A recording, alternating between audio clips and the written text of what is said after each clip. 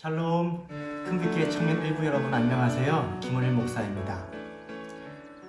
코로나 바이러스로 많이 답답하죠? 고난주간에 왜 이런 어려움을 우리에게 주시는지 우리는 그 답을 당장 알 수는 없지만 이 모든 일이 하나님의 섭리 가운데 있음을 믿습니다. 예수 그리스도의 십자가 고난도 그 당시에는 상식적으로 이해할 수 없는 사건이었고 그렇게 하신 이유를 제대로 아는 사람은 없었습니다. 확실한 것은 모든 것이 우리를 구원하시기 위한 하나님의 섭리였다는 사실입니다. 그 섭리 안에 오늘의 삶도 맡겨보면 어떨까요? 고난주간 매일 묵상 제3일 시작합니다.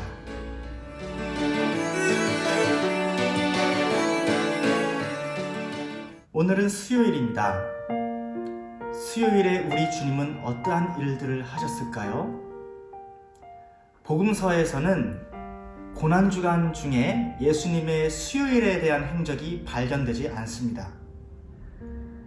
추측하기로는 예수님께서 한적한 곳으로 가셔서 곧 닥칠 일을 묵묵히 준비하고 계시지 않았을까? 이 하루는 우리 주님께서도 침묵하시면서 기도로 준비하고 계시지 않았을까라는 추측으로 이 수요일을 침묵의 날이라고 부르기도 합니다. 수요일에 예수님께서 침묵으로 기도하고 계셨다면 그 반면에 그 뒤에서는 예수님을 잡으려는 발빠른 움직임도 있었습니다. 예수님께서는 지금 피를 토하는 심정으로 기도하시는데 그 반대편에서는 예수를 처단하기 위해 갖은 모이와 더러운 돈이 오가고 있었습니다. 마치 천국의 모습과 지옥의 모습을 한 번에 보는 듯합니다. 그런데 우리들의 삶을 살펴보면 나 한 사람의 삶 속에서도 이런 일들이 우리 일상에 비일비재하게 일어납니다. 교회에서는 열심히 신앙생활을 합니다.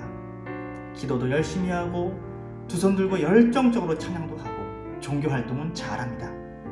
그러나 그것은 교회 안에서만의 신앙생활이었습니다. 세상으로 나아가서는 세상 기준의 생활 방식으로 모두가 전환됩니다. 심지어는 이 사람이 과연 기독교인인가?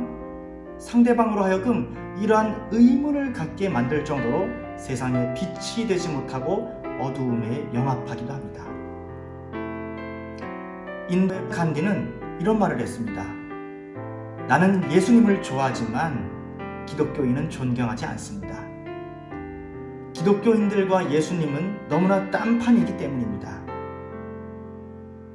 신앙과 삶이 분리된 기독교인들을 향한 메시지입니다. 오늘날 우리를 향한 충고이기도 합니다. 우리 자신을 한번 되돌아보기 원합니다. 또 한 가지 메시지를 전하자면 예수님은 자신을 해하려는 대적자들에 대해 그 어떤 반응도 하지 않으셨습니다. 예수님께서 친히 말씀하셨던 말씀처럼 오른뺨을 맞고 묵묵히 왼뺨까지 맞을 준비를 하고 계셨습니다. 침묵하셨습니다. 여러분, 침묵은 패배가 아닙니다. 영원한 승리를 위해 우리에게 반드시 필요한 시간입니다. 홍해 앞에서 진퇴양난, 사면초가의 위기에 있었던 이스라엘 백성들에게 하나님께서는 말씀하셨습니다. 여호와께서 너희를 위하여 싸우시리니 너희는 가만히 있을지니라. 저는 이렇게 의역해 보고자 합니다. 얘들아, 노답이지? 걱정하지 마. 내가 책임져 줄게. 너는 잠잠히 침묵하며 나만을 의지하거라. 사랑하는 청년 여러분, 오늘 예수님의 침묵의 날을 기억하며 우리 자신의 삶을 성찰해보는 침묵의 시간을 한번 가져보면 어떨까요?